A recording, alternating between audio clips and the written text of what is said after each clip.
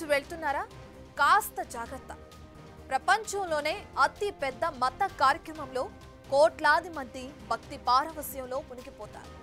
అయితే పక్కనే కాలుష్యం కూడా దాగి ఉందనేది గమనించండి.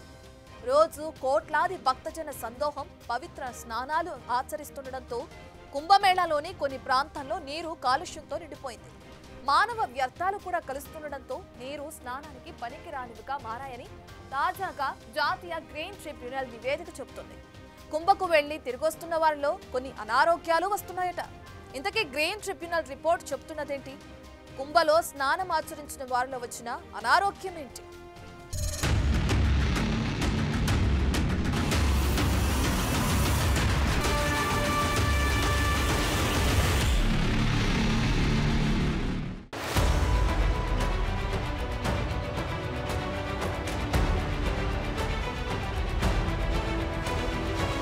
మహాకుంభలో స్నానమాచరించడం ప్రతి హిందువు మనసులో ఉండే కోరిక. ఈ అవకాశం కోసం కోట్లాది మంది భక్తులు ఎదురు చూస్తూ ఉంటారు. 12 ఏళ్లకు ఒకసారి వచ్చే మహాకుంభమేళా ఈ ఏడాది జనవరి 13 నుండి ప్రయాగ్రాజ్ లో ప్రారంభమైంది. ఫిబ్రవరి 26 వరకు కొనసాగే ఈ కుంభమేళా పవిత్ర స్నానాల కార్యక్రమం ఎంతో ప్రతిష్టాత్మకంగా నిర్వహిస్తున్నారు. ప్రపంచంలోనే అతిపెద్ద ఆధ్యాత్మిక కార్యక్రమమైన ఈ మహాకుంభమేళాకు దేశ విదేశాల నుంచి భక్తులు హాజరవుతున్నారు. ఫిబ్రవరి 18 సాయంత్రానికి దాదాపు 53 కోట్ల మందికి పైగా భక్తులు గంగా, యమున, సరస్వతి త్రివేణి సంగమంలో పాల్గొని పుణ్యస్నానాలు ఆచరించినట్లు ఉత్తరప్రదేశ్ ప్రభుత్వం వెల్లడించింది. అయితే ఇప్పటికే మహాకుంభమేళా పవిత్ర స్నానాల కార్యక్రమం చివరి దశకు చేరుకుంది. మొత్తం 45 రోజులు కొనసాగే ఈ మహా పండుగలో మరికొన్ని రోజులు మాత్రమే మిగిలాయి. మహాకుంభలో ప్రత్యేకమైన 5 అమృత స్నానాల తేదీలు కూడా దాదాపుగా పూర్తయ్యాయి. మిగిలినది ఫిబ్రవరి 26న మహాశివరాత్రి రోజున జరగబోయే చివరి అత్యంత పవిత్రమైన అమృత స్నానం. అయితే ఆ రోజు కుంభమేళా భక్తులతో పోటెత్తుతోంది. చివరి రోజు, అందులోనూ మహాశివరాత్రి కావడంతో మహాకుంభమేళాకు భక్తజన సందోహం కోట్లాదిగా తరలివస్తారు. దీనికి ముందు కూడా తక్కువ రోజులే ఉండడంతో ఇప్పటి వరకు వెళ్లని భక్తులంతా ప్రయాగ్రాజ్కు బయలుదేరుతారు. అయితే కాస్త జాగ్రత్త సుమా. భక్తులు పవిత్ర స్నానం చేసే పలు ప్రాంతాలకు సంబంధించి కేంద్ర కాలుష్య నియంత్రణ బోర్డు షాకింగ్ విషయాన్ని వెల్లడించింది.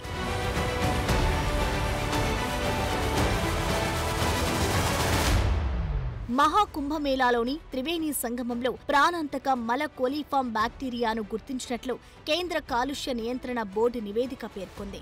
స్నానానికి పనికిరాని విధంగా ప్రమాదకర స్థాయిలో ఈ బ్యాక్టీరియా ఉన్నట్లు ఈ నివేదిక హెచ్చరించింది. ఈ మేరకు నేషనల్ గ్రీన్ ట్రిబ్యునల్కు తాజాగా నివేదికను అందజేసింది.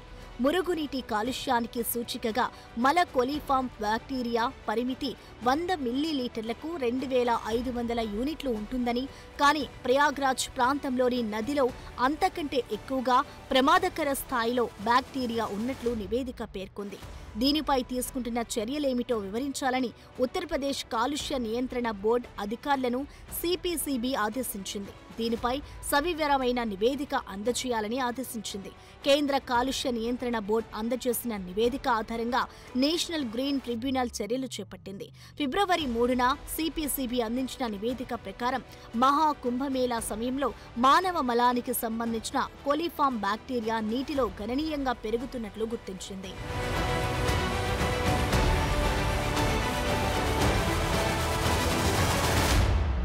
ఇంతకీ ఏంటి ఈ బ్యాక్టీరియా? కోలిఫామ్లు వెచ్చని రక్తాన్ని పీల్చే జంతువులు. ఇది మానవుల ప్రేగులలో జీవించే బ్యాక్టీరియా.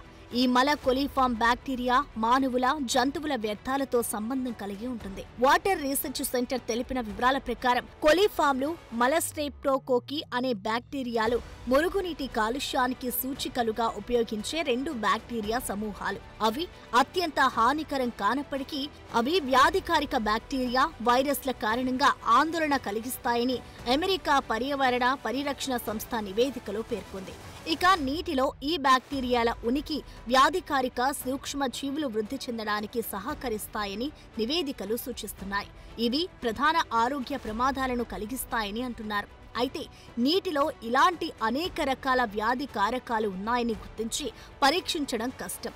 సమయంతో కూడుకున్న పని అని పరిశోధకులు చెబుతున్నారు. కాబట్టి నీరు ప్రముఖంగా కొలిఫామ్లు, మలస్ట్రెప్టోకోకి బ్యాక్టీరియాల కోసం పరీక్షిస్తారు. వీటితో వచ్చే ఆరోగ్య ప్రమాదాలను పక్కన పెడితే మల బ్యాక్టీరియా స్థాయిలు పెరిగినప్పుడు అసహ్యమైన వాసన, ఆక్సిజన్ తగ్గిపోవడం జరుగుతుందని నిపుణులు చెబుతున్నారు.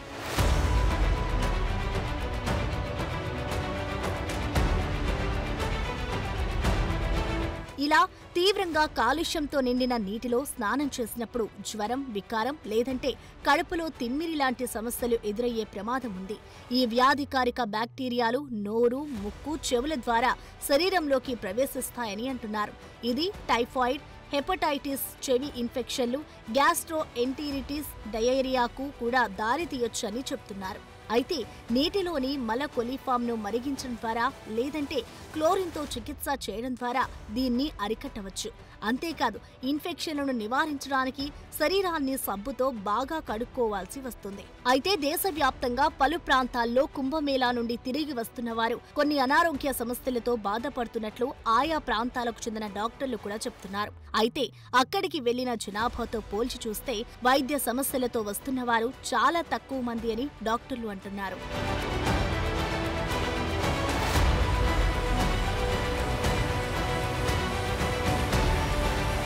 కుంభమేళాలో స్నానం చేసి వచ్చిన కొందరిలో కనిపించిన గ్యాస్ట్రోఎంటెరిటిస్ వంటి సమస్య స్పష్టంగా నీటిలో స్నానం చేయడం వల్ల జరిగిందని డాక్టర్లు ధృవీకరించినట్లు మీడియా నివేదికలు వెల్లడిస్తున్నాయి. ఈ సమస్య ఉన్నవారిలో లూజ్ మోషన్స్, వాంతుల వంటి అనారోగ్య సమస్యలు వస్తున్నట్లు గుర్తించారు. అలాగే చాలా మందిలో జ్వరం ఉన్నట్లు వైద్యులు చెప్తున్నారు. ఈ జ్వరాలు వైరల్ జ్వరాలుగా వైద్య నిపుణులు పేర్కొన్నారు. అలాగే కుంభం నుండి తిరిగి వస్తున్న చాలా మంది శ్వాసకోశ ఇన్ఫెక్షన్లతో బాధపడుతున్నట్లు తెలుస్తోంది. రద్దీగా ఉండే ప్రదేశాల్లో ఇది ఒక సాధారణ వ్యాధి. చాలా మందిలో ముక్కు కారటం, తుమ్ము, దగ్గు, జలుబు వంటి శ్వాసకోశ ఇన్ఫెక్షన్లు ఉన్నాయి. అంత రద్దీగా ఉండే ప్రదేశానికి వెళ్లి చలిలో స్నానం చేస్తే వచ్చే సమస్య అయినప్పటికీ కాలుష్యం కూడా దీనికి తోడై మరింత ఇబ్బందికరంగా మారుతుందని డాక్టర్లు చెబుతున్నారు.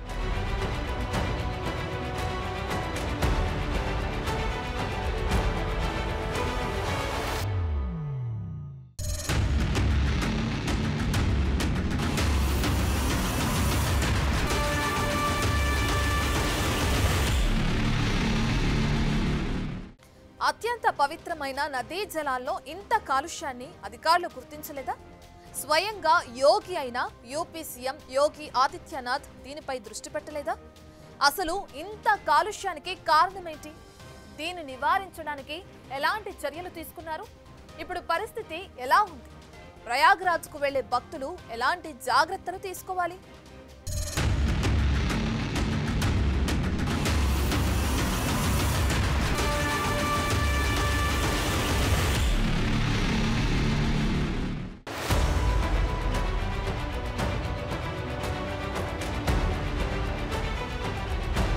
నిజానికి కుంభమేళా ప్రారంభం అవడానికి ముందే అంటే జనవరి 12, 13 తేదీల్లో నదీ జలాలను పరీక్షించిన కేంద్ర కాలుష్య నియంత్రణ బోర్డు అధికారులు ఫిబ్రవరి 3న దీనికి సంబంధించిన నివేదికను అందించారు. అంటే అప్పటికే నీరు కాలుష్యంగా మారింది. అంటే మహాకుంభమేళా ప్రారంభానికి ముందు నుండే నీరు స్నానానికి పనికొచ్చే విధంగా లేవు. బయోకెమికల్ ఆక్సిజన్ డిమాండ్ కు కావలసినంత ప్రమాణాలు నీటిలో లేవు. ఇక అప్పటి నుండి మొదలు పెడితే సిపిసిబి నివేదికను నేషనల్ గ్రీన్ ట్రిబ్యునల్ కు అందజేసిన ఫిబ్రవరి 17 వరకు దాదాపు 53 కోట్ల మంది స్నానాలు ఆచరించారు. అంటే ఇప్పటికీ ఆ నీరు ఇంకెంత కాలుష్యం అయ్యుంటుందో అర్థం చేసుకోవచ్చు. అయితే మహాకుంభ నీటిని అనేక పర్యాయాలు పరీక్షించినప్పటికీ ప్రమాణాలకు అనుగుణంగా లేదన్నది నివేదికలో వెల్లడించారు. 140 సంవత్సరాల తర్వాత వచ్చే మహాకుంభమేళా సందర్భంగా ప్రజలు భారీగా గంగలో స్నానం చేస్తున్నారు. ఇది తెలిసి కూడా అధికారులు కినుక వహించారన్న విమర్శలుస్తున్నాయి. భారీ భక్తజన సందోహం చేసిన స్నానాలు, మురుగు తదితర కారణాలతో నదీ జలాల్లో మల బ్యాక్టీరియా పెరిగి కాలుష్యానికి కారణమైనట్లు తెలుస్తోంది. ఇక మురుగు నీటిని శుద్ధి చేసే ప్లాంట్లు ఉన్న చోట కూడా స్నానాలు, ఇతర పూజా కార్యక్రమాలు నిర్వహించిన తరువాత కాలుష్య స్థాయి పెరిగినట్లు నివేదికలో పేర్కొన్నారు.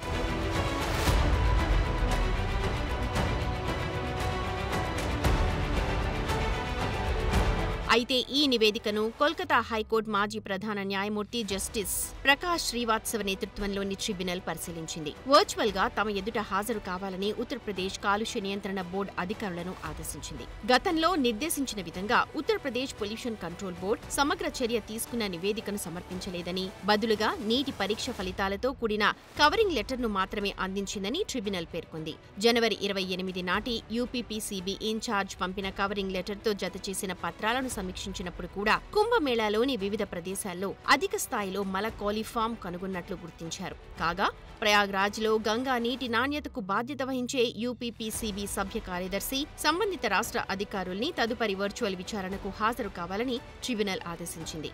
అయితే కుంభమేళా ప్రారంభం కాకముందే జాతీయ గ్రీన్ ట్రిబ్యునల్ గంగా, యమునా జలాలు స్నానానికి మంచివి కావని హైలైట్ చేయగా, కుంభమేళా నిర్వహణ కమిటీ అధికారులకు కాలుష్య నివారణపై చర్యలు తీసుకోవాలని విజ్ఞప్తి చేసినట్టు తెలుస్తోంది. ముఖ్యంగా పవిత్ర నదీ సంగమంలో సిటీల నుంచి వచ్చే కాలువలను నియంత్రించాలని ఎన్జీటీ ఆదేశాలు జారీ చేసినప్పటికీ దాని అమలు సరిగా చేయలేదన్న విమర్శలున్నాయి. స్నానానికి స్వచ్ఛమైన నీటి సౌకర్యం కల్పించడం లేదని జ్యోతిష్ పీఠం శంకరాచార్య స్వామి అవిముక్తేశ్వరానంద సరస్వతి కూడా మీడియాతో మాట్లాడుతూ ఆరోపించారు.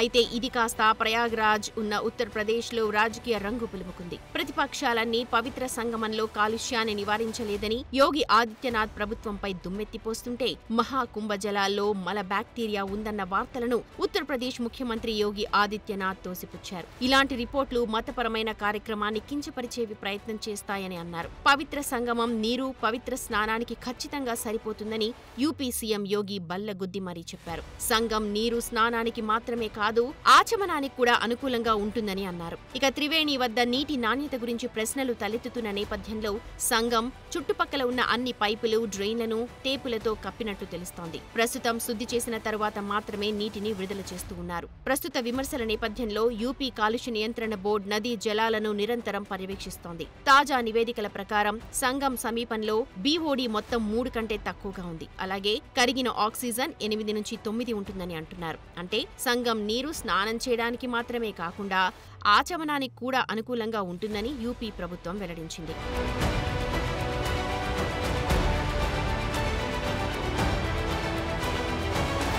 నిజానికి నీటి కాలుష్యాన్ని తగ్గించే క్రమంలో అధికారులు నవంబర్ 2024లో చుట్టుపక్కల ఉన్న పారిశ్రామిక కార్యకలాపాలను మూసివేయడం, శుద్ధి చేయని మురుగునీటిని నదుల్లో చేరకుండా మళ్లించడం లాంటి అనేక కార్యక్రమాలను ప్రారంభించినట్లు తెలుస్తోంది. మహాకుంభమేళా సందర్భంగా 23 జిల్లాల్లోని పరిశ్రమలను తాత్కాలికంగా కార్యకలాపాలను నిలిపివేయాలని ఆదేశించారు. అలాగే ఉపయోగంలో లేని 34 మురుగునీటి కాలువలను తాత్కాలికంగా మురుగునీటి శుద్ధి కర్మాగారాలకు మళ్లించారు. యూపీపీసీబీ ప్రకారం జనవరి 7 నాటికి నీటి నాణ్యత స్నానం చేయడానికి సురక్షితమైన పరిమితుల్లోనే ఉందని అంటున్నారు. అదనంగా బులంద్ షహర్లోని నరోరా ఆనకట్ట నుండి కాలుష్య కారకాలను తగ్గించడానికి 6,000 క్యూసెక్కులకు పైగా మంచినీటిని గంగలోకి విడుదల చేస్తూ ఉన్నారు. అవసరమైతే మరిన్ని నీటిని విడుదల చేస్తామని కూడా అధికారులు పేర్కొన్నారు.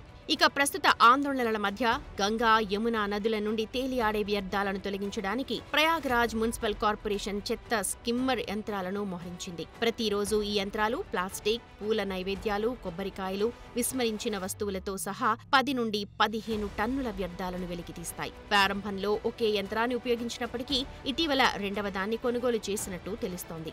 ఇక సంగం నుండి బోట్ క్లబ్ వరకు 4 కిలోమీటర్ల విస్తీర్ణంలో స్కిమ్మర్లు పనిచేస్తూ ఉన్నాయి.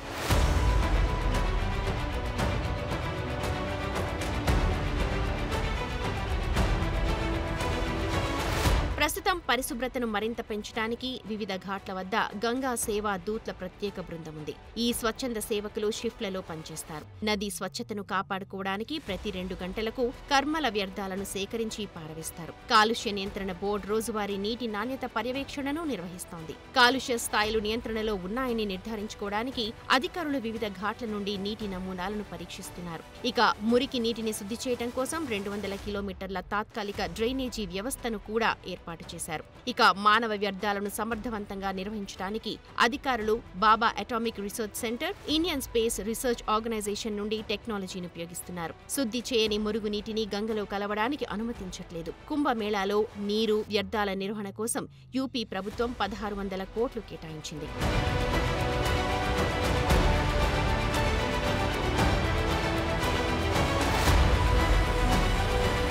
ప్రస్తుతం నీటి నాణ్యతపై సందేహాలు ఉన్నప్పటికీ మహాకుంభమేళా అదనపు జిల్లా మెజిస్ట్రేట్ వివేక్ చతుర్వేది మాత్రం నదీ స్నానాలకు జలాలు సురక్షితంగా ఉన్నాయని హామీ ఇచ్చారు. కాలుష్య నియంత్రణ బోర్డు బృందం వివిధ ఘాట్లలో రోజువారీ నమూనా పరీక్షలను నిర్వహిస్తోందని, అన్ని స్థాయిలు నియంత్రణలో ఉన్నాయని తెలిపారు. ఇక నదిలోకి ప్రవేశించే పూజా వ్యర్థాలు, పువ్వులు, కొబ్బరికాయలు, ఇతర ఆచార నైవేద్యాలను ప్రతి 2 గంటలకొకసారి తొలగించడానికి యంత్రాలను మోహరించినట్లు తెలుస్తోంది. నిరంతర పర్యవేక్షణ మధ్య మహాకుంభ పండగ అంతటా గంగా నది శుభ్రంగా ఉండేలా అధికారులు చర్యలు తీసుకుంటున్నారు. భక్తులంతా పవిత్ర ఆచారాలను ప్రమాదం లేకుండా నిర్వహించుకోవచ్చని చెబుతున్నారు. అయితే భక్తులు కూడా నదీ జలాలు ప్రవహించే చోట మాత్రమే స్నానం ఆచరిస్తే మంచిదని నిపుణులు సూచిస్తున్నారు.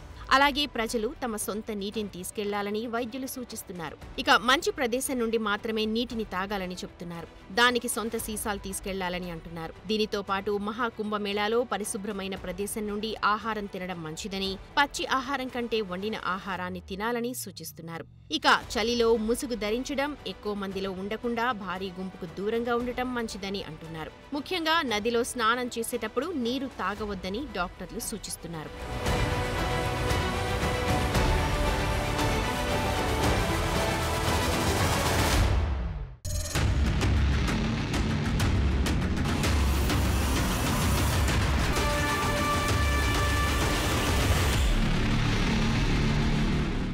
జీవితంలో ఒక్కసారైనా మహాకుంభమేళాకు వెళ్లాలని ఎంతో మంది అనుకుంటారు. అక్కడ చేసేది భౌతిక స్నానమే అయినప్పటికీ అదిచ్చే ఆత్మీయ దైవిక బలం చాలా గొప్పది. అందుకే కోట్లాది మంది పోటెత్తుతున్నారు. అలాంటి చోట ఆరోగ్యకరమైన వాతావరణం అందించడం ప్రభుత్వ బాధ్యత. ఇక ఈ అనుభవంతో రాబోయే మత కార్యక్రమాల్లో ఎలాంటి పొరపాట్లు జరగకూడదని అందరూ డిమాండ్ చేస్తున్నారు. For more videos like this, subscribe Big TV channel.